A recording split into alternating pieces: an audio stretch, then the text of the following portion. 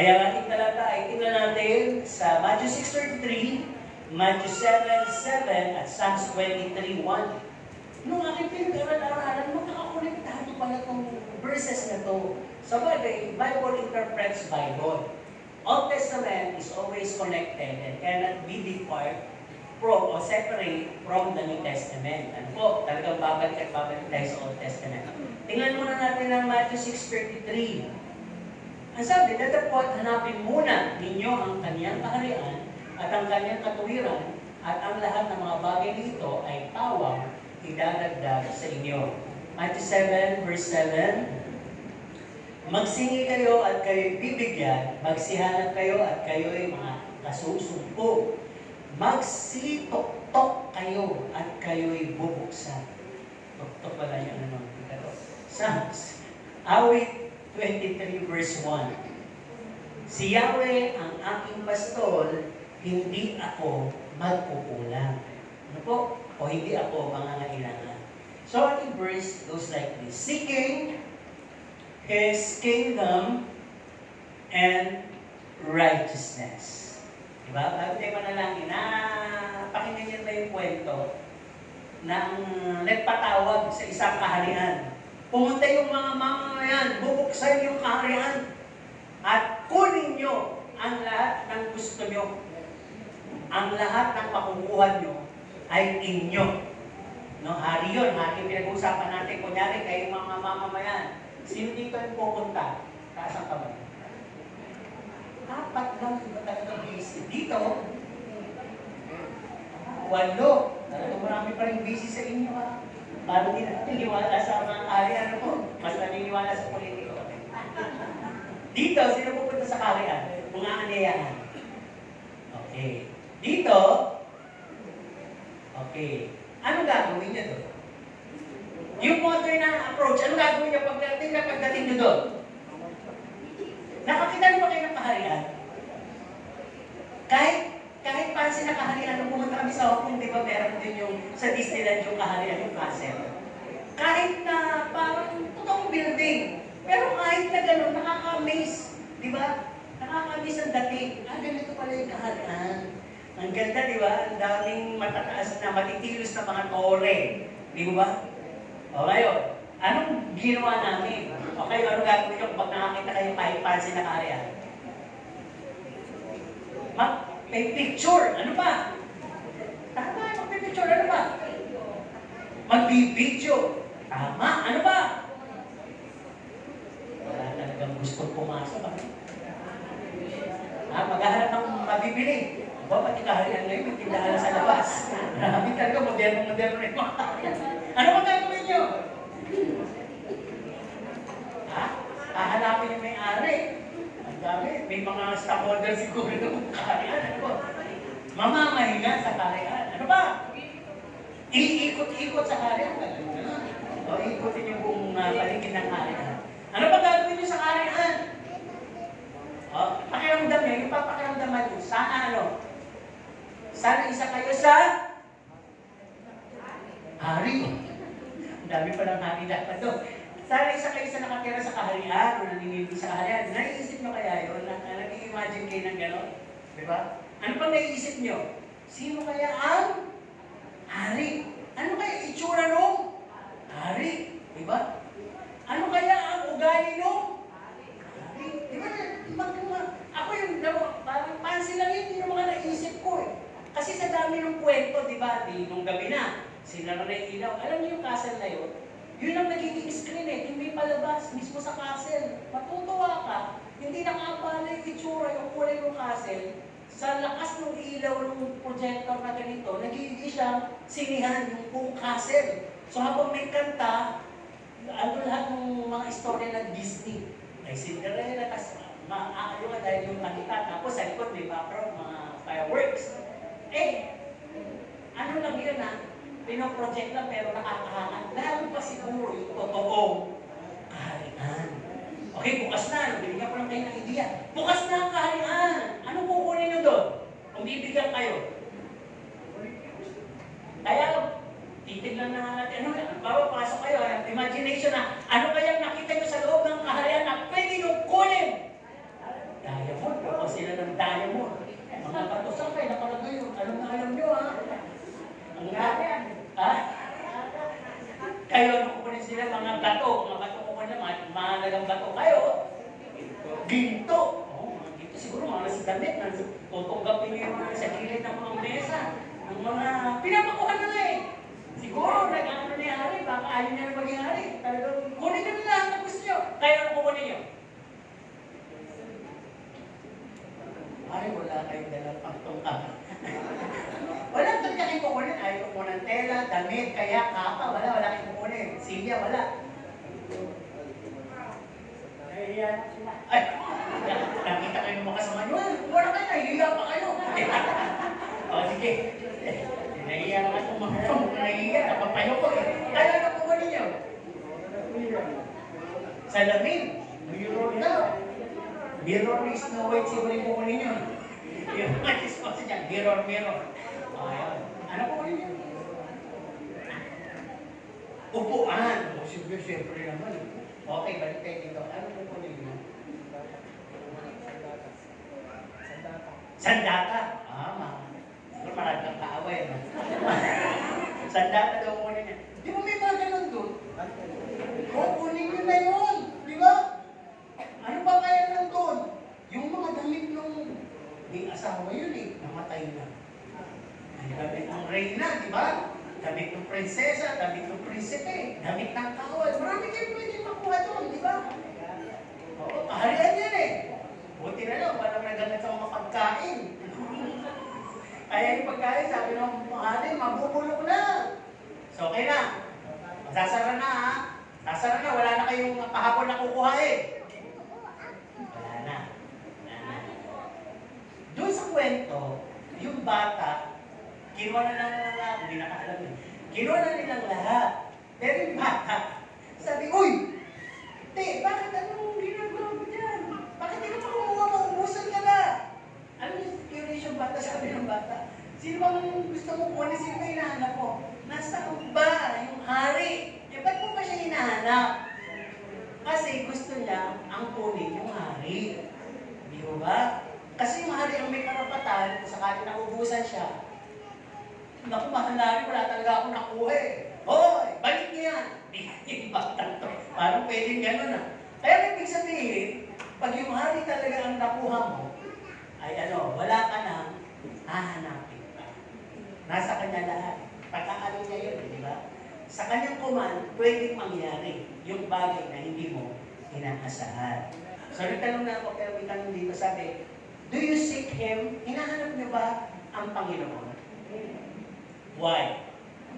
Ba't niyo hinahanap siya? Dapat meron kayong dahilan bakit niyo hinahanap ang Panginoon. Sa inyo na lang, tatanungin tayo. Why do you seek Him? Diba? Yun yung tanong. Because, okay na rin ang sasagot noon. Ngayon, sabi, kinanta na kanina, ito na yung ating conclusion eh. When you found Him, what will you do? Anong gagawin mo pag natagpuan mo na yung hari? O si Jesus ang buhay mo? Ayun na nga. Sinasabi ko ng mga Kristiyano sa kapanahonan, tulala. Ano po? Natagpuan niyo po ang hari ng mga hari? O anong ginagawa niyo ngayon kung natagpuan niyo? Sambahin. Ano po? Ano naman ang maaaring sabihin niyo sa Kanya? Tapos hari, kausap niyo na siya. Maraming pwedeng sabihin sa Panginoon, ha? Kaya mag-survey ulit ako. Kayo, isa dito, dalawa ang sasabihin niyo sa Panginoon. Hindi, dito po muna. Disqualified. Dito po muna. Dito, makikipag-rason ka. Hari, sabi mo, humingi at bibigyan mo, parang gano'n. Hanapin ka, paano? Tama, makikipag-rason ka. Kayo naman, yun ang sasabihin mo. O, Panginoon, pwede. Yan lang, wala nang hapon. Dito, lagi kayo dito. Gusto nyo paglipat-lipati ko kayo ulit? Hindi, dito. Hingi ng tawad. Hingi ng tawad. Okay. Mura-mura na nga yan ah. Palitaw. Papasalamat. Papasalamat. Magpapasalamat. Ano pa? Ayun. So, di ba, parang kung iisipin mo, habang tinatanong ko ni Pastor, wala akong masabi. Pero pag ako na lang mag-isa at nagdadasal, ang dami kong inuutos sa kanya. Kasi hindi ko siya nakikita ng personal. Iniisip ko lang nakikinig siya. Ngayon, sinabi ko na nga kung mamimit mo siya personally, ano kaya sasabihin mo? Okay, ngayon, natulala. Diba? Ano nga mo sasabihin mo? Para kasi nakakaliwa. Kasi personal na. Kaya palang isa, may pasulat, may paabot, may pakisabi, may pakikilig, di ba? Hindi natin masabi directly. Bakit? Masasabi lang natin yun sa tao talagang tunay natin karelasyon. Kaya doon natin makikita sa ating mga buhay, no? Kung talagang ganun ba tayo kalapit o kakilala natin ang Panginoon. So, nalikta natin kunyari ang Panginoon. Then what? What is next? Ginagawa ba natin to sa politiko dahil may ayuda? Yung nag-aantay, sino yung nag-aantay? Sino yung nag-aabang? Pareho lang yun. O diba? Kahit sinusugot yung iba. Sino naman yung nakakatanggap? O anong ginagawa nyo patas yung matanggap? Ayun, di ba? Nagpapasalamat. At ano ba? Pagtapos nyo makuha, ano gagawin nyo? Meron bang kumuha ng ayuda tapos bumuntot-buntot pa? Ay, anong ginawa nyo patas yung makuha ng ayuda? Umuwi na. At mga ilang araw na, balitaktakan yan. Di ba? Sa mga kapitbahay. Di ba talaga yan si ating politika? Napakabait talaga. Di ba? Binibigyan talaga tayo. Di ba? Kumpira mo sa iba. Di ba? Kailan kaya yung susunod na ayuda? Eh, meron na ganun usapan kaya. Di ba? Napapamalitan na pagsasabi. Di ba? Yung ginawa. Kaya sabi dito, ano ba gagawin natin? Mananatili ka ba? Sandali? Di ba? Ganun, di ba? Saan kaya sila pupunta? Ay, ang daw nito. Naku, pag hindi pinamilay yan, may chismis sa kasama. Kanila lang yan. Diba? Natawa kayo, diba? May iba naman. Or you will be gone for a while. Hindi naman tayo hinahanapan ng pagsunod. Alis na nga muna tayo sa kanila kapagkita. Pagbutuhan na, o kaya pagkahingi yung ating attendance. Or, will you stay and follow? Yun yung tinatanong ko tungkol sa politika. Ulitin ko yung tanong tungkol sa Panginoong Jesus. Diba? Matapos kong makita ang hari ng mga hari kung nakilala siya, anong gagawin mo? Ikaw ba ay mananatili sandali sa kanyang presensya? Ikaw ba ay mawawala pagkatapos mo makuha yung hinihiling mo? Parang isa ka doon sa 10 may sakit. Diba? Hindi ikaw yung bumalik, isa ka doon sa nawala. Diba? Hindi na bumalik. O ikaw ay mananatili at susunod sa Kanya. Ano kaya yung response mo doon sa Panginoong Jesus? Hindi ko nahihingi, ano po, ayun na yung sasagot doon. Dito sa Bagong Tipan, no, when Jesus and His human ministries, life and teachings of Jesus Christ ang pag-usapan natin. Many came or come to seek Him for. Maraming dumadating. Hinahanap si Jesus Christ, nababalitaan nila. Bakit nila hinahanap? O bakit sila nandun para sa Kanya? Number 1, sila po kasi ay naghahangad ng himala. Pangalawa, nagiging interesado sila sa mga parabola o kwento ng Panginoon. Di ba mahiwaga, maganda, no? May magandang sinasabi. Pangatlo, dahil nagpapakain siya. At pang-apat, nag-i-isyoso. Di ba? Kung saan marami, may gulo. Kung saan marami, may chismis. Kung saan marami, may kainan. Ano ba talaga ang meron doon? Punta na nga tayo. Parang ganon. Kaya sabi, in the Bible records, marami po naghanap talaga sa Panginoon from Old Testament and to this modern times. Ano po? Una, ipapanganak pa lang ang Panginoon, hinahanap na ni Herodes.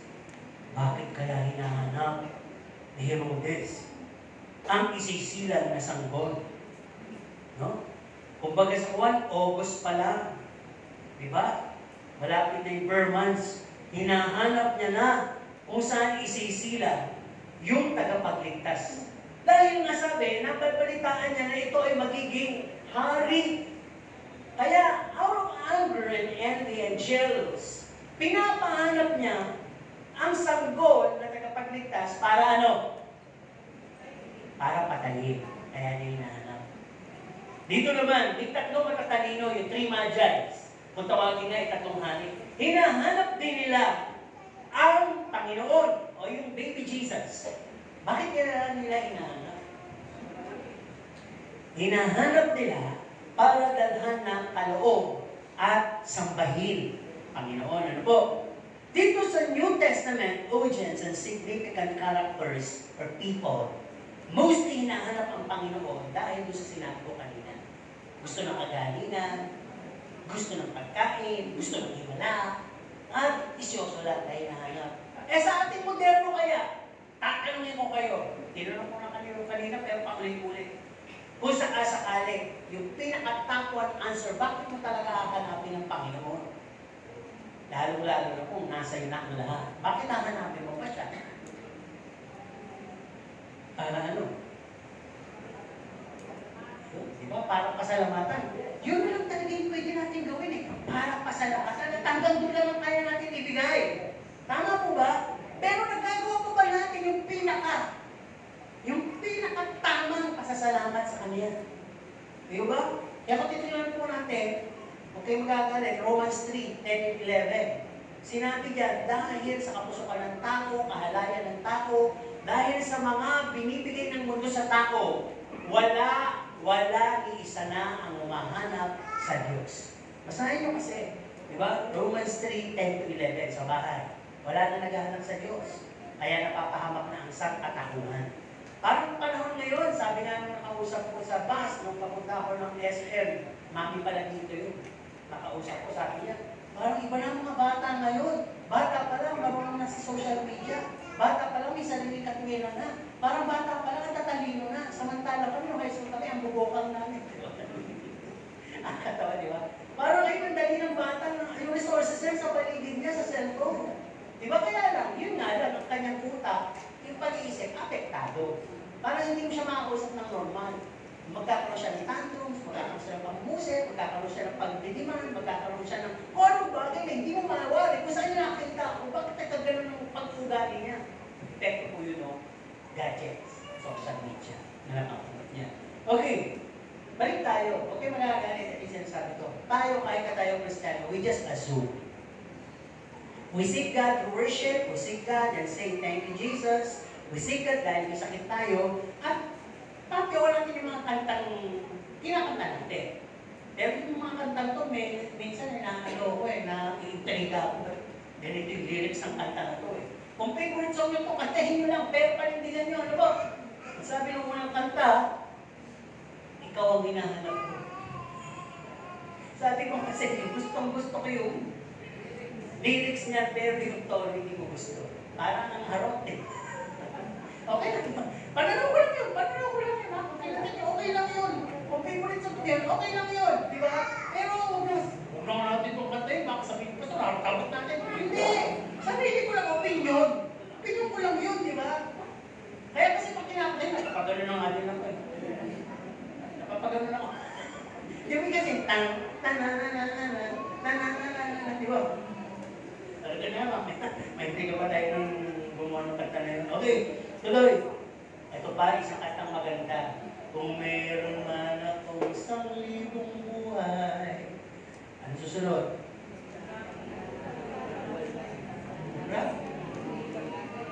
Mga sinungaling! Hindi pagkakit, isang buhay nga lang ikaw meron, hindi mo pa maibigay sa bigyan. Di ba? Ibigay sa paghahayo. Eh mamaya may women's, dyan maalala mo, kung isang buhay na yun, maibibigay pa sa Diyos. Isang buhay na isang oras ang hinihingi, hindi pa mabigay, kasi 1,000 pa. Ang hinihingi, walang bibigyan nun, pusa lang. Siyam na buhay. Oo, di ba? Baka nagalit kayo sa sinabi ko, sinungaling! Mamimig yun na sa akin kaysa sa Panginoon, di ba? Hindi, kasi may sasabihin talaga ang Panginoon na gano'n eh. Yung mga kantang to, di ba? Ang gaganda naman. Exaggerations eh, di ba? Pero hindi naman talaga pwede yung gano'n. Ito pa, Ikaw lang ang pag-asa ko, tanging ikaw ang buhay ko. Masarap yung kanta eh. Totoo ba? Na siya lang yung pag-asa mo, hindi yung Bombay, hindi yung politiko. Diba? Siya lang talaga yung buhay mo. O yan. Ito ba? Habang buhay. Ay, ulit ko ito. Hay, ano ba? Papupurihan ka habang buhay. Maglilingkod sa'yo habang buhay. Hindi nakakatakot. Pag-ibig ko sa'yo'y iaalay. Laylay. Laylay. Pero hindi naman pala totoo. Kaya lahat yan, masarap kantahin, nakakadala. Pagtapos mo kantahin, wala agad. Diba? Pakantahin niyo yung mga sa closing, kasi may women's eh. Tingnan niyo kung mangyayari yun. Habang buhay. Ibig ko sa'yo, iaalay. Sis, kinanta natin. Teka, meron akong appointment. Meron akong pumuntaan. Meron akong gagawin. Okay, pag-usapan na natin. Seek ye first the kingdom of God. Sabihin nga natin sa ating katabi. O, Tagalogin. Sabihin sa katabi, Tagalogin. Go! Diba sinabi? Tagalogin. Sa Tagalog, hanapin mo muna ang kanyang kaharian. Ano kaya yung hahanapin sa kaharian? Hindi na po yung tungkol kanina. Ang sabi, His kingship in our lives. Talaga ba siyang nag-ahari sa buhay natin? Di ba tayo may salas ngayon? Wala tayong kaharian. Meron tayong bahay, mansyon. Pero lahat ng bahay may salas. Bakit mo ito lilinisin? Dahil may darating ka, bisita. At habang wala yung bisita, nakaupo ka. Umuupo ka sa iba-ibang lugar ng sala mo at tinitingnan mo ang bawat anggulo kung magiging kapuri-puri o kapintas-pintas. Uupo ka dito. Uy, may aking doon. Tama ba yung pray dito? Hindi ko kaya naging sa reflect para pag-reflect para malaki tingnan yung bahay. Di ba marami kang acting gano'n? Ngayon, pag nandiyan yung bisita, anong una mo sinasabi sa kanya? Pasok at umupo po kayo. Yun ang ibig ko sabihin. Baka kasi wala pa ang Panginoon sa puso nyo, kaya kayo pa rin yung nakaupo. Linis naman kayo ng linis, pero hindi pa siya dumadating talaga sa puso nyo. Kaya ang nag-ahari sa puso nyo, hindi siya, kayo pa rin. Seek the kingship of Jesus in our lives. Sa puso natin. Siya na ba talaga yung nakaupo, taluplok? Pumasok na ba? Bumisita na ba? At nanatili? O sarado pa rin yung puso ng katok? Di ba sabi may kumakatok siya? Tama po ba? May ganun sa talata. Kumakatok ang Panginoon sa ating puso.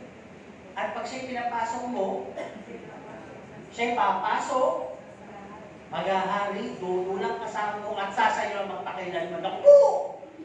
Gusto ko bumisita lang. Parang gano'n.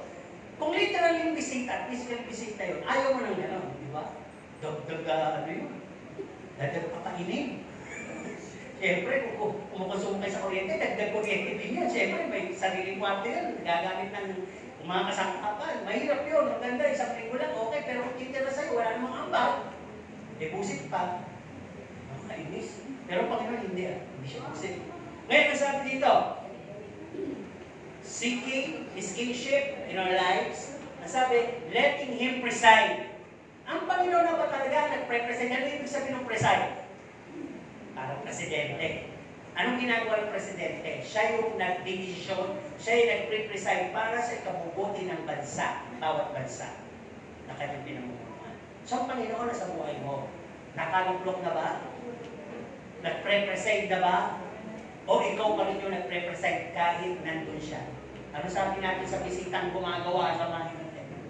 Nagkaliligpit, hindi natin pinagkaitan. Ano sinasabi natin? Huwag! Umupo ka lang, huwag! Ako lang, magdumi sa kusina. Di ba may mga bisitang gano'n? Pupunta doon, makikilinis. Ayaw nyo. Di Di ba? Kasi nahihiya kayo. Pero pag nalibahin nyo, pupuntahan niya talaga yun. At niligpitin niya yung mga hindi nyo tiniklop na higaan. At sabi nyo, matutulog naman mamaya gabi, ba't niligpitin ka? Di ba? Wala naman bisita, ba't naman ako maglilinis pa? Sa kanila ako maghugas sa kaldero sa isang linggo. Wala naman wala naman pumunta sa kusina. Sa kanila ako maglilinis ng kubeta, wala naman makikigamit. Di ba? Kung basta wala yung maintenance mo sa cleanliness. No?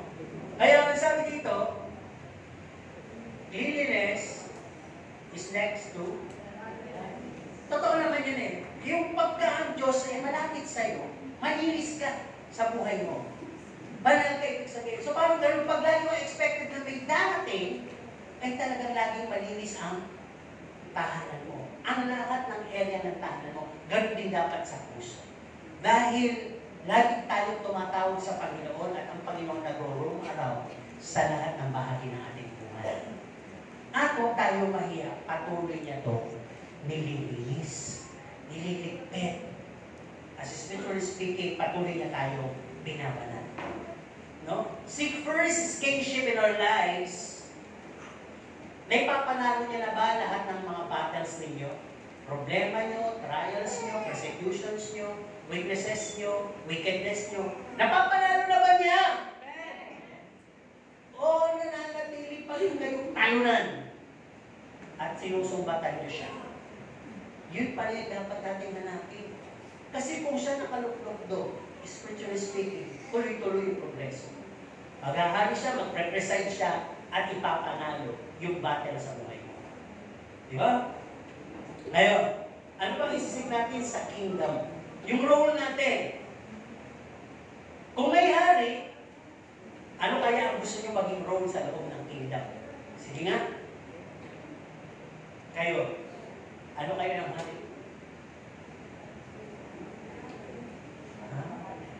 Mahal ng kamay, alalay. Kayo naman, ano kayo ng hari? Tagasunod ng hari. Kayo naman, ulo, magsalita mo kayo. Wala pang tao sa kusina. Tagaluto. Kayo, alalay. Kaibigan. Bawag yung hari. Wala mo lang anak. Talagang walang gusto maging anak. Sino kaya dito yung anak ng hari? Wala ko kayo yung mga alalay. Yung anak kumay. Ngayon, kayo rin pa yung anak. Okay, totoo naman yun. Kung pipili kayo ng role, kasi nga hindi nyo talaga nakita yung kingdom.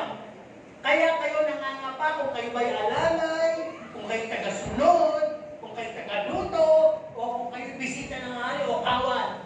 Kung nakita nyo talaga yung kaharian, ang sabi ng hari, naging anak ng Diyos dahil tinanggap po yung hari si Jesus. Kaya sabi dito, our role or connection to this King or God or Jesus, we are His chosen people. Tama naman yun. Yung mga sinabi nyo kanina lahat. We are His children. Anak tayo ng Diyos dahil tinanggap natin si Kristo. Tama rin yung sinabi dito. We are His friend. Kinakanta natin, di ba? I am a friend of God. And we are His righteous ones. Pinagmamalaki tayo ng Diyos. Yun yung mga dapat hanapin natin sa buhay natin o sa kingdom of Jesus. Seek ye first the kingdom. No? Ano pa? Seek about this kingdom that His will be done on earth as it is in heaven. Pasok na kayo doon sa kaharian, di ba? Merong will yung hari. Ginagawa kaya natin yung will na. Di ba? Yung kingdom life. Ibig sabihin, fully surrendered ba tayo? Yung earthly dealings ba natin? Yung lakad natin? Yung desire natin? Fully surrendered ba? Yung earthly dealings ba natin? Secular pa rin ba ang dating o godly? Ibig sabihin, nakikisalpuhan tayo sa tao araw-araw. Ito man ay asawa, ito man ay anak, kamag-anak, kaibigan, classmate, co-worker, o paso, mga nasa salubong natin, sumili kayo sa palengke, kaibigan, kahit sino siya. Ano bang dealing natin sa kanya? Tayo ba'y sincere sa kanya? Honest ba tayo sa kanila? At obedience ba tayo? Diligent ba tayo sa mga boss natin? Para makita nila, iba tayo. Hindi tayo katulad ng tao, generally sa mundo. O kasi naman ay gumagawa ng katiwalian, hindi tayo katulad nila. Kasi speaking of, sabi dito, honest tayo, sincere tayo, diligent tayo, inutusan tayo, hindi po hindi nakikita, ay gagawin lang natin, na parang padaskul-daskulan mong gawa, hindi ba ganda? Diba? Okay na yan. Or, diba? Wala tayong ganun. Ang nasa atin yung pagsunod, kahit hindi tayo nakikita, we consume our time, talagang yung ating oras, ay talagang ating pong ginugugol ng honest, hindi tayo nagpapasing sa oras, uuwi ng maaga, mamaya mo na gano'n, pagkalasing ko na talaga, uwi mo na ako ng maaga, walang gano'n. Kaya doon nila makikita na talagang yung buhay, yung karakter ay talagang tungkol, kumaka-Diyos. Matuloy sabi. Ito sabi dito, ay kinilis ba paano ka ba lumakad ng pananampalataya mo? Ang dali sabihin, I'm walking with faith. Sino din kayo lumalakad sa pananampalataya? Talaga lang siguro talagang lahat ng mga dalangin nyo sinasagot na dahil lumalakad kayo sa pananampalataya. Sabi dito, walking by faith, check lang natin. Ulit sino yung lumalakad sa pananampalataya? Ito yung makakasiguro o susulit kung talagang lumalakad sa pananampalataya. Yung paglakad ba din ng pananampalataya ay may kasamang paghihintay. Pagwala. Hindi kayo lumalakad sa pananampalataya. At inuunahan nyo. Hindi ito yun. Paglakad. Kasi ito yung nangyari kay Sarah di ba? Sinabi, magkakaanak ay natawa magkakaanak ako, tanda ko na. Ito nga si Abraham, ugod-ugod ako nga, wala nang pagkugaling pagkababae, manganganak. Iba mo, paglalako ang Diyos. Hindi tungkol sa lupa pamamaran, makalangin na pamamaran. Ngayon, kung may pink ka, mag-antay ka sa pangako ng Diyos. Pero kung inuunahan mo ang pangako ng Diyos, hindi po pinto kasi nawala yung waiting. Ang Diyos mahilig magpaantay. Tinitingnan niya kung ilang years na, kasi may ilang sa kanya yun, sa'yo mahaba na Pero kung magbabago ka ba, lalo ka bang titibay sa akin, o mawawala, o magiging kang maligamgam. Tapos pag kailangan mo na naman, iilit ka na naman. Tapos pag di nabigay, maligamgam ka na naman. Tapos sinusunod ng Diyos yun. Diba?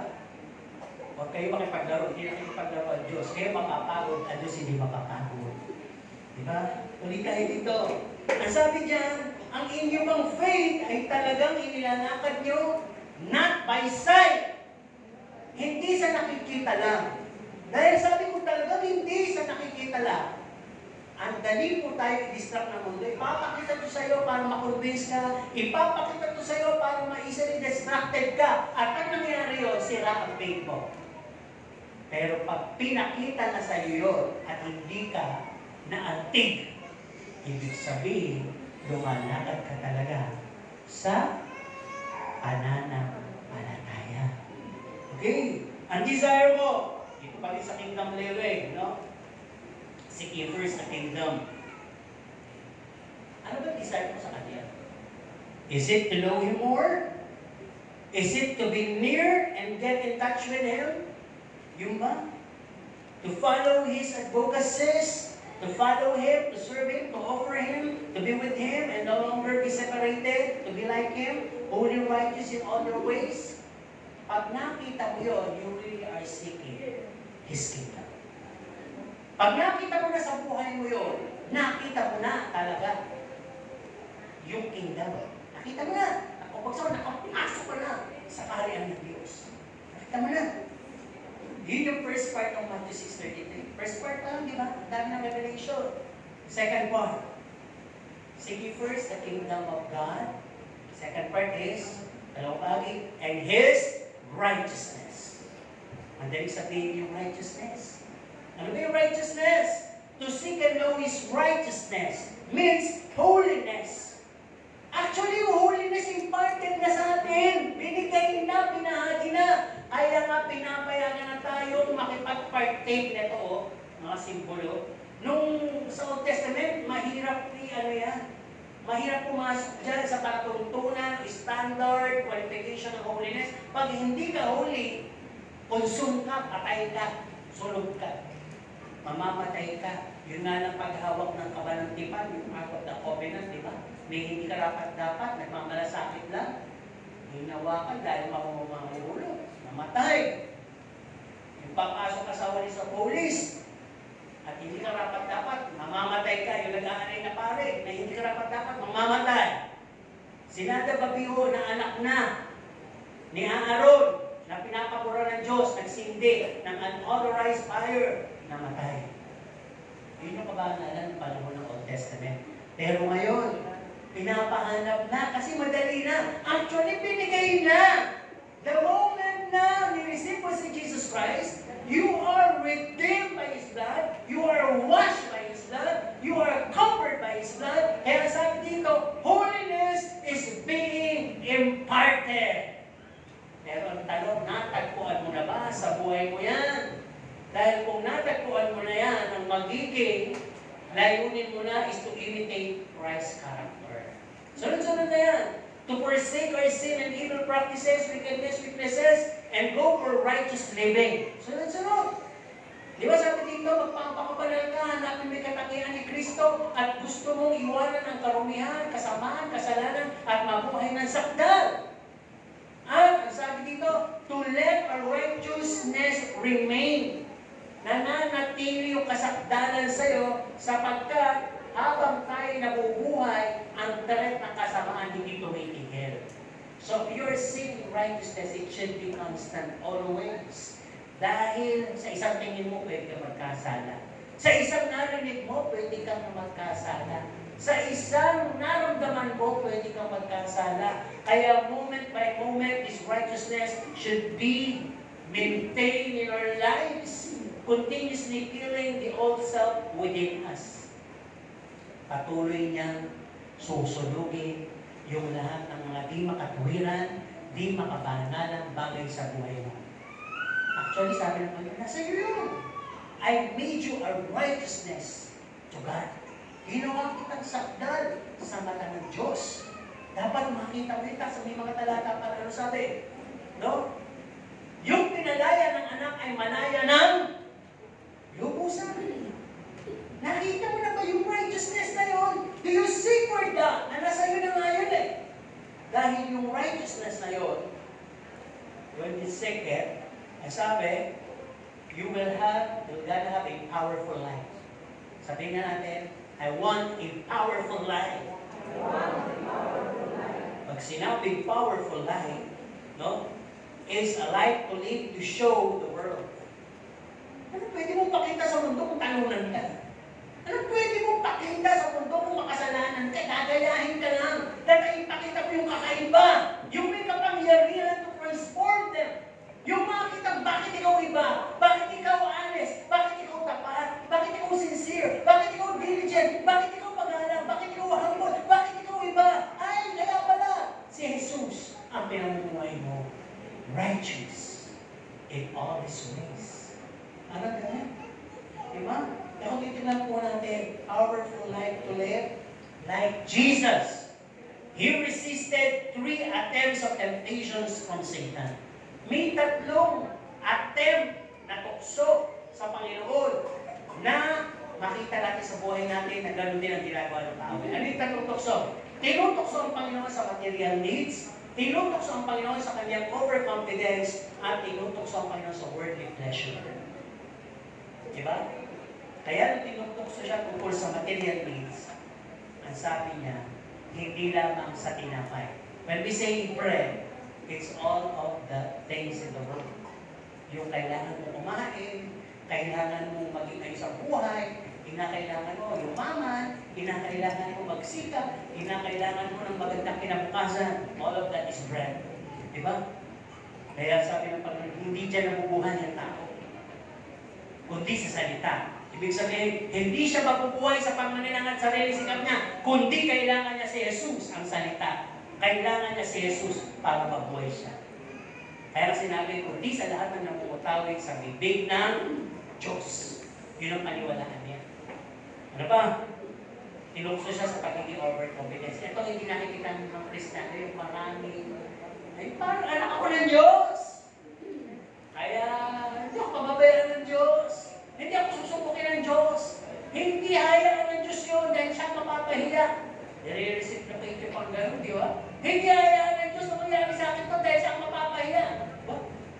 Hindi mangyayari yun. Kalukuhan mo lang yung sinasabi mo na yun, huwag mo hahamulin ng Panginoon ng gano'n, baka ikaw ang mapahiya. Iban po ba? Kung yung mga talagang si David na mga anak ng Diyos, hindi sinabi yun. Ang mga modernong tao ngayon, nakakaano, di ba? Tawagin lang sa iyo, boss! Friend! Wala ka sama. Pero gano'n ba talaga yung relationship mo sa kanya? Gano'n ba talaga? Kinakasual-kasual mo siya, iba na siya. Balik tayo. Sabi nga dito, no? Yung mga bagay na tungkol sa panlukso, huwag mong sabihin, alam ko ng Diyos. Kung ang Diyos hindi iniligtas ang kanyang buktong na anak sa punto ng kamatayan, binigay niya ng buong puso si Jesus sa kamatayan. And Jesus is willingly accepting. Binigay mo kanyang sarili. Binigay siya ng Diyos Ama para po sa sarili. Si Jesus ang sa kanyang part, binigay ang kanyang sarili. Diba? Sino ka para sabihin mo yung bagay na? Sinasabi natin, I am a friend of God, I am a child of God. Pero doon pala sa titulo yun, malaki na yun. Hindi mo na kailangan refleksyon at magyabang ka. Kundi gawin mo sa lahat ng makakaya mo, yung bagay na makalulugod sa Diyos. Di ba? Kaya sinabi sa Satanas kagad sa kanya, kung anak ka ng Diyos, magpatiwakal ka. Ibig sabihin niyan sa modern approach, kung anak ka ng Diyos, hindi ka pababayaan nung kahit kalimutan mo siya. Hindi ka nun. Parurusahan, bibigyan mo bibigyan na puso. Gusto nyo pag-ibig sa anak kaya niya. Parang ganyan yung sinabi doon kay Adam at Eva, kainin mo. Talaga ba ma'am, hindi ka mamamatay. Niligha ka nga yan. Bagpos, kakalino ka. So ganyan minsan. Sa buhay Kristiyano, meron tayong isusuko. Pero ang nasusuko pala natin ay yung bagay na tungkol sa Diyos. At tayo ay suicidal. Hindi literal physically yung suicidal natin. Talagang papasukin natin yung bagay na yun, makuha lang natin ang lahat. Kahit malimot na ang Diyos. Yun ang sinasabi ni Satanas. Pero yun ang napagtagumpayan ni Jesus. Diba? Meron pang attempt, worldly pleasure. Nakita mo lahat? Bibigay ko sa iyo ang ningning na yan. Lumuhod ka lang sa akin. Siguro inisip niyo, pag naman yun ka, bakit bibigay pa? Tama? Logically. Pero nasa katawang tao siya eh. Pwede niyo maisip na, pwede. At mas marami akong makukonvince na tao. Pero hindi. Galatians 5:25, if you walk by the Spirit, you must also, if you live by the Spirit, you must also walk by the Spirit. Hindi pwedeng i-comprehend ang sekular at spiritual. Nakuha ninyo? Magnanakaw ako. Ito text ko naman eh. Hindi ako makakadulog dahil may campaign kami. May contribute naman ako eh. Ganun minsan yung ginagawa ng mga tao. Pinagpokumbay yung spiritual at sekular at kinakala nila, natutuwa ang Diyos sa mga ganung bagay. Pero sabi ng Panginoon kay Satanas, tumanigis ka. Wala kang ibang sasampahin kundi ang Panginoon ng Diyos. Diba? Hindi ko kailangan yan. Ang kailangan ko ay relasyon ko sa Diyos. So sabi dito, katitilang po natin, power living. Power life. Yung words ba natin, nagdadala ng buhay, kalakasan, at karunungan sa nakikinig? O natitisod, nanghihina, at para ba silang lalo nagipangmang sa sinabi? Hindi powerful living yun. Dapat masabi nila, iba yan magsalita. Meron ako narinig, yun ang sabi. Sinabi lang sa akin, yung pag nagsalita yun, talagang gagalangin mo eh. Para bang lahat ng sinasabi niya, may laman, may hiwaga, may karunungan talaga siya. Iba, sabi niya. Ibig sabihin, nanonotice din pala ng taong mundo.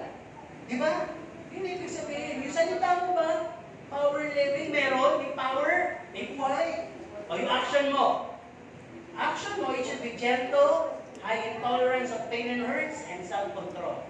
Yung pakiramdam mo, ibig ko sabihin dito, ikaw ba medyo hindi ka madaskol-daskol. Hindi ka mabilis mag-desisyon pag natutuwa ka. At didesisyon ka agad. Dahil sa sobrang tuwa mo, bilis mo mag-desisyon. Sabihin, mahilig ka mangako. Diba? At sabi din dito, high intolerance ka ba pagdating sa pain and hurts? O, pagdating sa pain and hurts, the more kang nanlulupay pa, the more kang lumilipot sa Diyos. Ang sabi niya sa kanta, I will sing, I will praise, even in my darkest hours. Diba? Through the pain and hurts, mag-aawin pa rin ako sa'yo. Diba? Hindi ako makakalimot. Parang kanta to nila Joseph, nila Daniel, diba? Diba na yung amidst ng mga temptations and trials sa buhay nila, hindi nila nakalimutan, may Diyos. High tolerance ka ba sa pain and hurts? Ibig sabihin, kahit nakatisod-tisod din, nakikita mo, tinitisod ka eh. Bibigay ka? Dapat hindi. Power living nga eh. Kaya mo nang sakyan yun at kaya mong patawarin. Diyan matitisod. Hindi ko naman yung kakabay eh. Diba? O, sabi, yung action mo kasi, kung righteous ka, kinakata natin yan eh, bold ka. Hindi ko literal ha, mamaya may magbubo dyan. Pag sinabing bold, the wicked flee with no one pursuing them. Parang balikan natin yung illustration, halimbawa ng mga tingin ng tatay at nanay yung panahon na yun. Yung makuha ka sa tingin. Halimbawa, may bisita, kasi naranasan namin yung salas namin, di ba? May pagitan dito. Kasi may pagitan. Kasi dyan yung kainan namin, kaya see-through eh. Ang divider, dito, bunggaling bahay namin, dito. Eh, yung divider, kita rin yung bisita. Hindi sumilip ka doon, bawal. Nakikita ka siyempre. Kaya naman kami sa kanila, di sa kwento kami. Pag nakita ng mga magulang namin na kanisyoso kami, titin lang kami na doon. Yung kami. Kaya aalis kami doon sa mesa. Iba talaga nun. Tapos pag hindi mo na-catch up yun, habang kumakain, i-remind sa'yo, di ba tinitingnan ko na kayo kanina? Ba't hindi kayo tumatalilis? Nakuha niyo yun? Parang ganun gusto ko sabihin, pag righteous ka, yung demonyo, lumalalaman ka pala, nanginginig na. Amen po ba? Inaatake ka pa lang ng sakit, lagnat, sakit ang ipin, tumatayo ka, gumagaling na. Naguguluhan ka, nagpapalik ka, pagtayo mo, umaayos na ang lahat. Amen? Eh pag hindi ka righteous, ito na yung manloloko. Ay, bukas na bukas ang lahat ng pinto mo, kung may 8 kang pinto, pati bintana, bukas na. Diba? Masok labas na yung manloloko, hindi pa rin napapansin. Naitlugan pa sa ulo. Ako, yun ang ibig sabihin. Kapag ka talagang walang power living, tapos sabi din dito, our life, sa buhay mo, you should leave a godly legacy. Diba? Yung sinasirang nena, diba? Yung nasirang pastora iba eh. Diba? Legacy. Namamatay na, sosuwirin pa. Ayun. Eh, sabi may nagkwento lang sa amin, Pastor, yung aking co-teacher, inangatake na sa puso, ubod ng yakap sa bag, andun yung pera niya, kung ilang libo, kalahating million yata. Abay, nasa emergency room, may kinukuha yung bag niya, sabi, abay, hanggang naman tayo yakap yung bag. Tingnan nyo, hindi ko sabihin eh. Tingnan nyo, napag-usapan, papatay na. Tuwing napag-uusapan siya, yun ang napag-uusapan. Kaya sabi, tagang sobra ang hawak sa pera, mamamatay na, ayaw pang bitawan yung pera, kakabitan ng swero, kakabitan ng pampahinga, ayaw gumitin. Legacy. Okay, ano pa? That your life, our living, eh hindi ka lang may testimony ng tinawag ka. Lagi ka may testimony. Kaya lahat ng nakakausap ko, nasisindihan ko. Kung bakit sa may lang parang dalalaki. Para sa matidilim na lugar na nadadaanan mo, at may mga taong kailangan ng liwanag, nasisindihan mo rin sila. Tama? Ano pa? Powerful living, our lives. It should be carrying God's glory and honor. Ang Diyos ang napapapurihan sa ginagawa mo. Ang haba, no? Matthew 6:33, wala pa yung Matthew 7:7, wala pa yung Psalms 23. Natatalakayin po natin, dapat tayo ay tuwang-tuwa. Hindi ba kumikilan? Paano ba yung tuwang-tuwa? Pakitaan nyo nga ako ng tuwang-tuwa. Tingnan natin kung sino mananalo. Sa Pasko may regalo sa sabi ko mga sisters. Ilista ang grupo ito. Okay. Paano ba pakita yung tuwang-tuwa? Go! Yun ang tuwang-tuwa para sa kanila. Meron kayong tatalo dyan. Okay. Ang grupo naman na ito. Go! Diba? Tingnan natin itong mga baby. Kayo, paano kayo tuwang-tuwa? Tayo magagawa.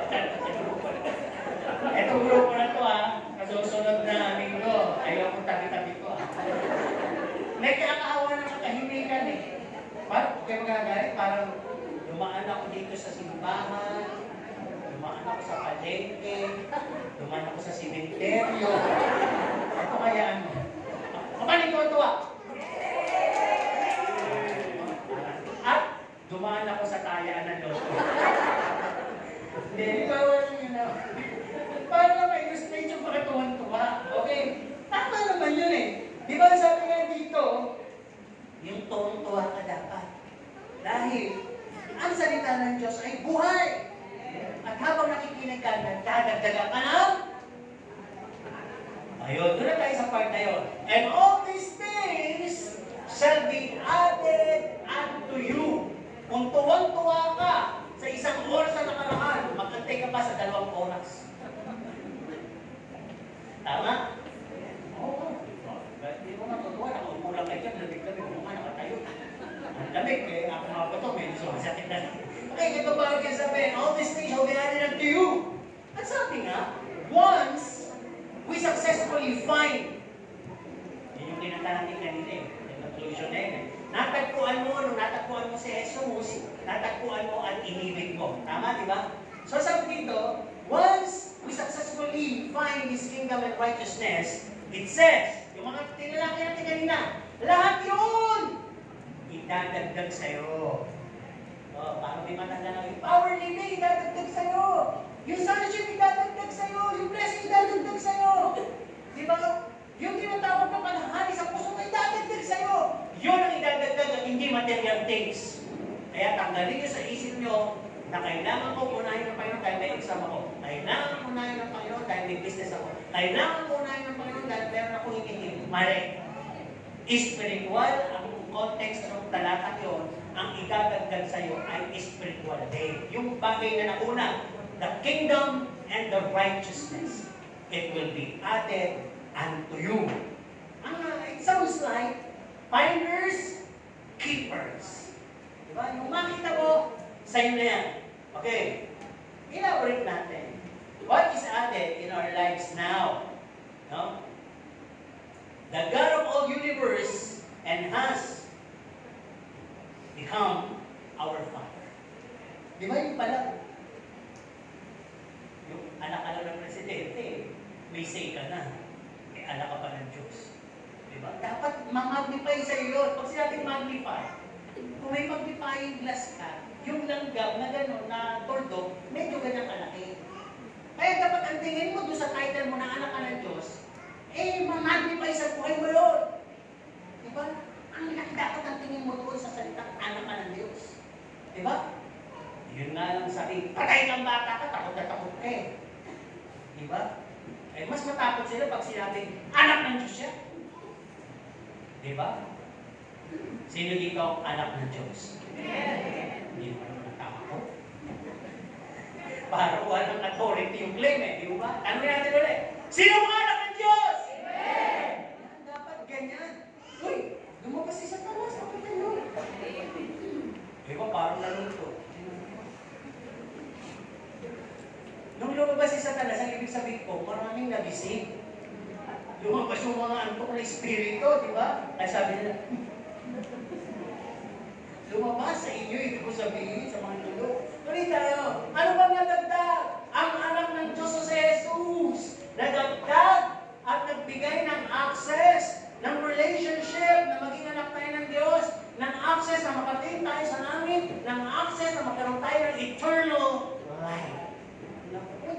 naidagdag? Ano pa naidagdag? A change life. Buhay na nabago. Becoming a new person. Yung mindset mo, iba na sinasabi mo, iba na ang lakad mo. Becoming a powerful person. Nakakapagpatalinis ka ng mga demonyo. Ano ba? Becoming a victorious person. Ano ba sabi dito? No? Nalalagpasan mo mga trials, temptations, and tribulations sa buhay mo. Ano ba? Ito pinakamahalaga. Ano yung kaidagdag? The prompting is always there. Yung udyok nandun lagi. Magbasa ka. Diba? Huwag mong gawin yan, conviction. Tumayo ka dyan.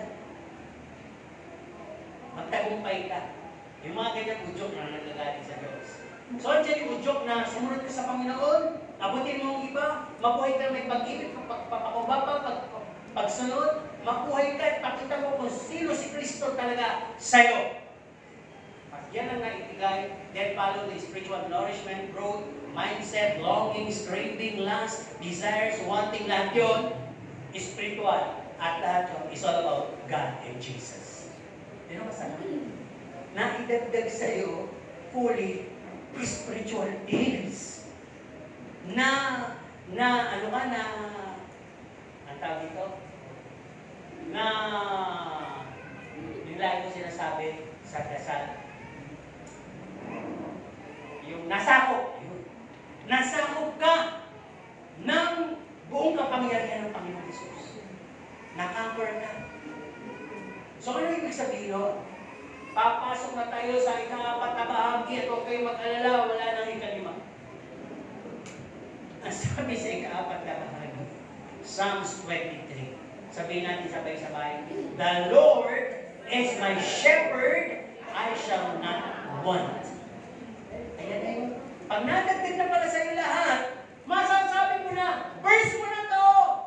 Hindi ba kasi hindi nila verse ko, common down. Kaya pinapangitan ko sa living. Pero hindi.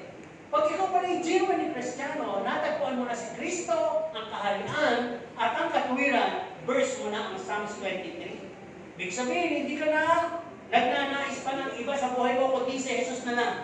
Okay. Si David sa Old Testament at si Pablo sa New Testament have proven Jesus and God as the truly shepherd of their lives. Kaya sila naka-crossover. Paano naka-crossover si David? Sa salitang sinabi niya, no? One thing I desire. Hari na siya. No? No, ano sabi niya? One thing have I desire of the Lord, that may I seek thee earnestly, di ba? That I may dwell in the house of the Lord forever. Ikaw na lang, Panginoon. Ikaw na lang talaga ang gusto ko. At gusto ko mag-inquire sa temple. Ano pa ba? Ano pa ba? Papagaling mo yung templo mo?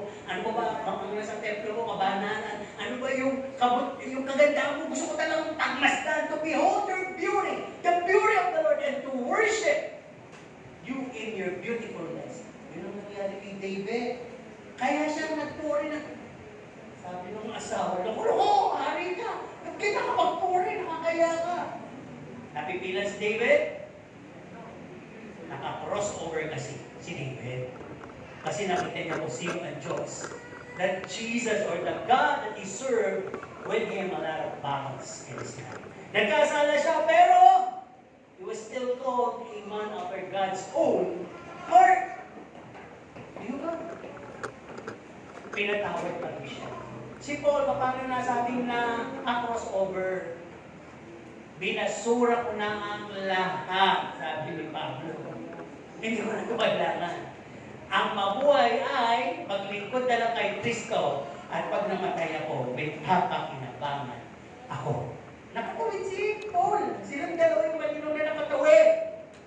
Ganito pala sa buhay natin. It should be that when we found Jesus, katulad ng kanta kanina, we never let go of Him. Huwag na natin siya pakawalan. Huwag ipagpalit sa relasyon, sa kayamanan, sa opportunity, huwag ipagpalit sa worldly pleasure at kung saan mang bagay kasi lahat yan ipagpapalit nyo sa Kanya, temporary lang yan. pero siya everlasting. Na yung matagpuan mo si Jesus, natagpuan mo ang everlasting life. Huwag mo pagpalan. Ano pa sabi dito? It should be that when we found Him, we want or wanting more of His presence. Doon sa time na magulo na, sa time na lito ka na, sa time na wala ng pag-asa, hindi magulang mo, hindi yun ang last na ko. Ang gusto mo lang is, in His presence, in your presence, there is peace. In your presence, there is joy. So you linger, you come near. Pag nangyari, hinipo ka ng presensya ng Panginoon, bigla ka mag-iba. In the presence of the Lord, there is joy forevermore. You will break forth into joy. Kaninang malungkot ka, lumapit ka sa presensya ng Panginoon. Ngayon, nagsusuligaw ka sa kagalakan. Yun dapat ang mangyari. It should be that when we found Jesus, we must embrace Him tightly. Bakit mo sinalubong isang tao, niyakap mo ng mahigpit? Bakit mo ginawa yun? Ano yung sitwasyon? Mahal mo. Iban doon. Ano yung sitwasyon? Maaring hinahanap mo siya o na-miss mo siya ng matagal na lugar. Nagpunta siya ng ibang bansa, dumating siya, sinurprise ka. Nung nakita ka, anong ginawa mo? Niyakap mo ng ubod, higpit.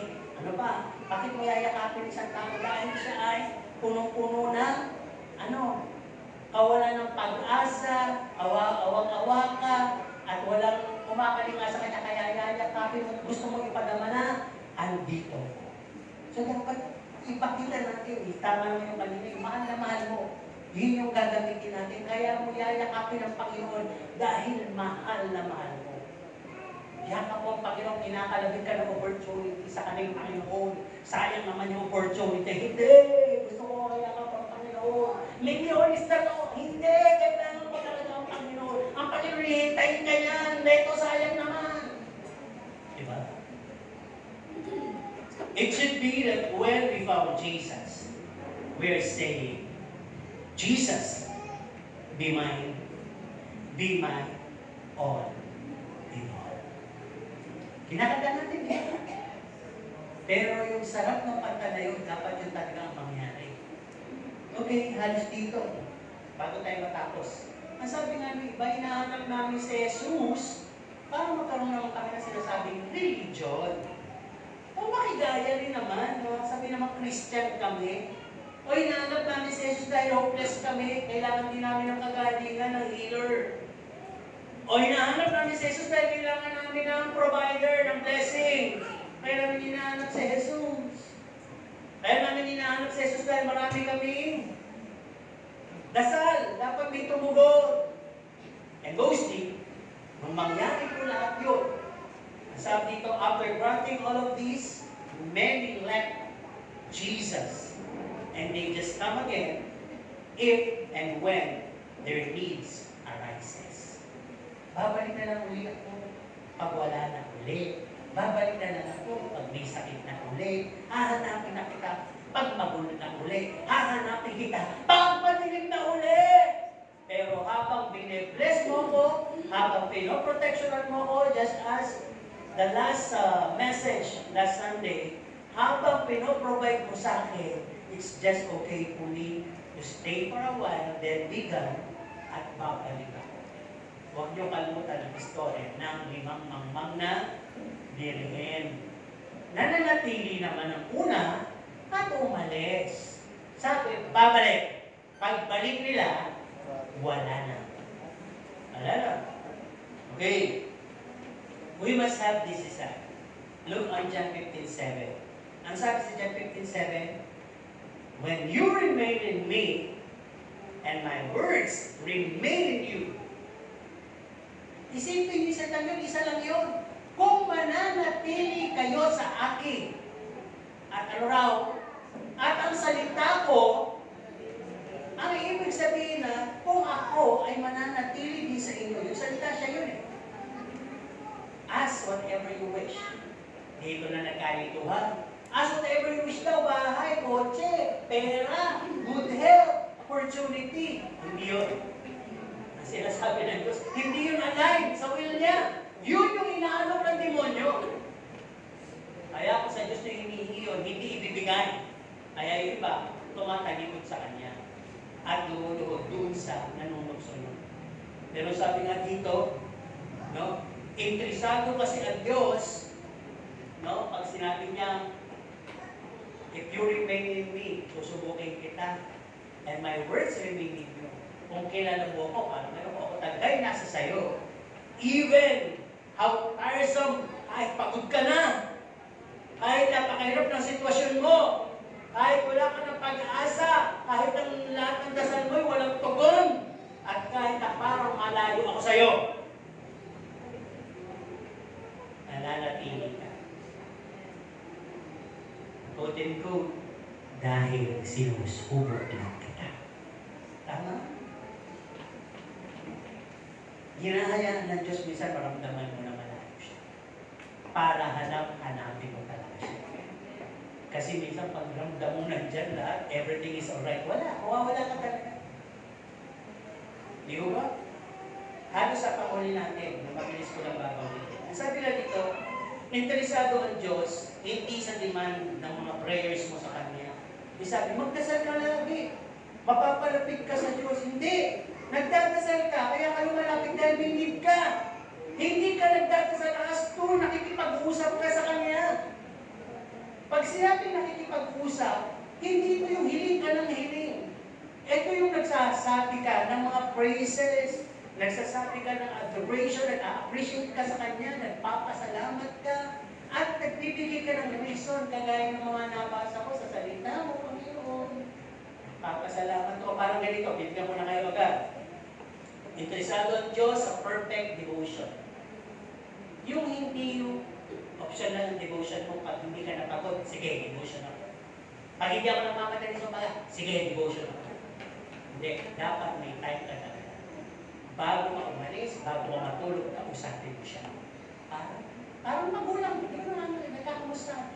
Which, ngayon wala na yan dahil sa cellphone. Kahit nakakain na ng magpapamilit, dinagod sa diet, kumakain na sa cellphone. Kahit lumalabas sila, namamasyal sila, nagsiselfone. Nagkakaniglan din, oy, selfie tayo. Eh, may balik na sa kanya-kanya, cellphone. Okay, pakinag-outing, di ba? Okay, ano pa sabi dito? Interesado ang Diyos sa honest connection. Yung sasabihin mo sa kanya, Lord, parang otulay. Gusto ko marinig. Di ba? At interesado ang Diyos, hindi doon sa nagpasalamat ka dahil sa mga tinanggap mo sa Kanya. Interesado ang Diyos doon sa relasyon mo na kahit anong nangyari sa mundo, kahit hindi ka pa niya tinutugon, ay nagpupuri ka, nagpapasalamat ka honestly, at nagpapakumbaba ka kahit na parang tinitikis ka niya. Para nagsusumamo ka pa rin ang pagmamahal mo. Diba? Yung patsaga ka, doon anis ang Diyos. At dito matututunan mo, on our last part, kung talagang konektado ka na sa Diyos, ang sabi dito, yung presence niya, malapit na malapit sa iyo. May gusto po ba tayo sa buhay natin? Tanong lang to na wala pahinat na. Tanong lang na pagtapos ng nandun lang. Ano ba? Gusto ba natin ang bahay, kotse, pamilya, mamahal sa atin, hindi ko gusto natin. Trabaho, gusto ba natin yan? Malaking sweldo, tama? Magandang asawa, wapong asawa, di ba? Mabait pa. Di ba gusto natin lahat yan?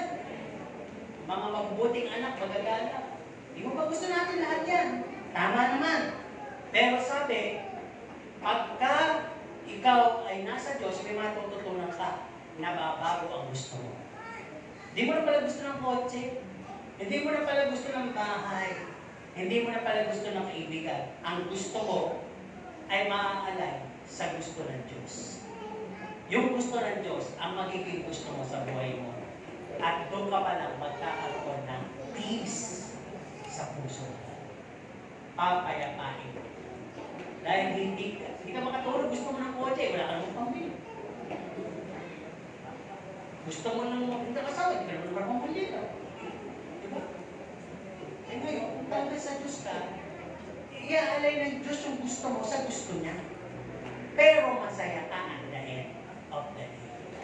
Hindi ka nanginginaya, hindi ka nangingisip. At sabi dito, pag talagang natagpuan mo siya, napapalayo ka na, hinihila ka niya, pero hindi ka galit. Kasi paghila ng pastor nun, may kawit eh. Masakit yun. Lalo na kung sa bangit ka, may puwersa niya. Para ka sinasaka. Sabihin, dinidisiplina ka niya, nakakasakal, pero all right sa iyo. Ano ba? Inaayos mo patuloy, inaayos sa Diyos patuloy ang puso natin. No? At, ano aayusin kaya sa puso natin? Katulad ng mga nararamdaman ko ngayon. Ano kaya ang nararamdaman ko?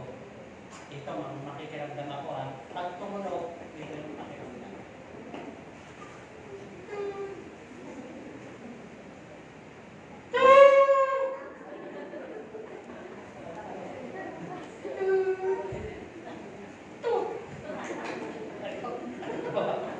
Alam niyo, yung pakiramdam? Yung pagkainit! No, yung pagkainit! Aalisin ng Diyos yun. May naantay ka, hindi na ikaw maiinit. Dadating sa'yo ng madali. Halimbawa lang, hindi ko tungkol sa pinag-uusapan natin. I was fully convinced and confident saying to my wife, nung ligo, di ba, ayaw mag-start ko sa sakyan. Ay, ayaw, buti na lang yung brother natin dito. May jump start. Nag-start. Sabi ko pa nagkabang pa ako. Kasi dapat laging bagong baterya. Ako nga, bagong baterya ko. Knowing ang baterya ko pala, ay, halos 5 taon na. Eh, mukhang bago na kayo mukhang pinupunasan eh. Ito na, di mo ulan. Alam niyo naman ako. Matipid. Taklat. Ayoko maglinis sa sasakyan. Kaya pupunta ako ng kapalatin, ako lang naman sakay, kahit magdadal pa ako sa sasakyan. Diba? Hinahabol ko lang naman doon, lamig. Ikitulog ako sa loob na sasakyan. Malamig din naman doon. Hindi ako nagdadal dahil nga, nilinisin ko pa ang pote. Ito na. Nung isang araw, dapat dadalhin ko nung Friday na. Pero all things work together. Nang akin siyang i-start. Meron siyang ilaw, meron siyang i-start ko. Ako, ano? Huwag ng tagin. Ako, yung walang nararamdaman. Sabi ko, hindi naman sa baterya kasi wala naman lumabas sa baterya eh. Sa kami busina, malakas. Mga ilaw, malakas. Bakit kaya nagkaganon? Di tinawag ko ni aking mekaniko. Wala ako alam dyan eh. Kapatid ko, pinagalan ako ng ano. I-check mo yung ganito, i-check mo yung ganito.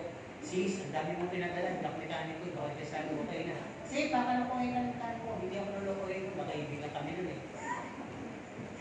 Manager na nga yung ako eh. Pagdating sa akin, naging mekaniko pa rin. Ako tumawag. Kaya ako nalukuhin. Hindi naman niya ako nito. Ako dumating dyan ako. Ayun ang naging conclusion yung baterya na. Tapos hinanap ko yung file. Doon ko nalaman 5 taon na nga pala yung baterya. Kaya pala, dahil hindi ko ginagamit, na-discarga na. Nawala na. Ayun, tinesting. Ayun, walang power. Pero gusto nyo. Kaya ako ito mahilig sa recharge eh. Hindi rin ako mahilig second hand. Gusto ko pag tungkol doon, brand new. Brand new siya ngayon. Pero ipapasalamat ko doon, mahal. Pero napakasabi ko sa Panginoon, the Lord provides. Di ba? Yung inaasahan kong bayad ni mekaniko na medyo mahal din. Nagulat pa ako, sinulihan ako ng sukli. Basta masyadong malaki. Sabi mo kasi ganun. Hindi yung basta, kayo pa ba? Putuloy ko pa po kayo. Sinuli ko kalahati kasi niyaki din yung sa starting point niya dahil namakatala. Kasi kung salamat, sabi ko, lahat pala pabor na Diyos. Tinuturuan lang ako ng leksyon na, huwag ka magyabang. Hindi mo ako mabukas. Yung inakakala mo, yun na. Ha? Kaya balik tayo dito. Pagka ikaw ay nakakilala na sa Diyos, aalisin ng Diyos yung pagkainit mo doon sa inaantay-antay mo. Lalo mong inaantay, lalo ipaparamdam sa iyo ang kainipan at ang katagalan. Kasi doon ka na nakakonsentrate, kaya mo lang siya pinaglilikuran. Hindi ka nakakonsentrate sa sarili mong paglikuran siya. Siya nang bahala sa kung ano man. Pag ano na nangyari, hindi ka na nag-distract sa sinasabi ng sa paligid mo, hindi ka na nai-insecure sa sinasabi ng paligid mo, dapat sila. Kasi sila, ikaw ganun pa rin. Bakit sila umuusap na, ikaw ganyan pa rin. Bakit sila promote na, ikaw ganyan pa rin. Sila yumaman na, ikaw ganyan pa rin. Nadi-distract ka. So habang nagtitista ka, tatagal lalo ang paghihintay mo. Habang pinapatulan mo yung sinasabi ng mundo at nawawala ka, nalulupay-pay ka tuloy sa Panginoon dahil sa naririnig mo, lalo kang susubukin hanggang sa kainipan. Pero sabi dito, pag natutunan mo yung presensya ng Diyos sa buhay mo, hindi mo napansin, dumaan ang mahabang oras, eto na yung sagot. May tinuro lang pala ang Diyos sa'yo. Di ba? May tinuro, tandaan nyo, napakarami story sa Bible. Import yung waiting. Si Jose, ang tagal na nantay, di ba sa pag-asa makakalaya siya. Di ba? Si Abraham na lang. Ang tagal na nantay, 25 years pa, pinangakuha 75. After 25, doon palang bigay. Tapos hihingin pa. Oo.